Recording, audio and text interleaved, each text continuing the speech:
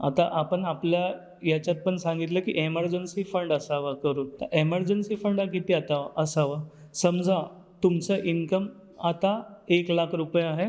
तुमचा एक्सपेन्स ₹50,000 आहे महिन्याचा. तर कमीत कमी 10 महिने पुरेल म्हणजे जवळ-जवळ ₹5,00,000 इतका तुमच्याकडे एमर्जन्सी फंड असणं आवश्यक आहे.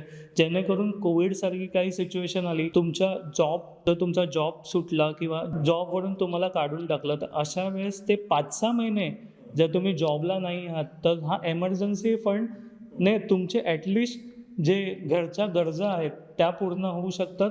तुम्हाला तुमच्या म्युच्युअल फंडमध्ये किंवा तुमची जी वेल्थ क्रिएशन आणि वेल्थ प्रोटेक्शन हे जे तुम्ही असेट चूज केलं आहे, त्याच्याबरोबर एमर्जन्सी फंड आहे. तर मग तुम्हाला या 2 गोष्टींना हात लावायची गरज नाही भासणार आणि तुमचा एमर्जन्सी फंड तुमचे जे 5-6 महिने आहेत किंवा 10 महिने आहेत, ते तुम्हाला तिथून तो रिलीफ करू शकतो एमर्जन्सी फंड असल्यामुळे.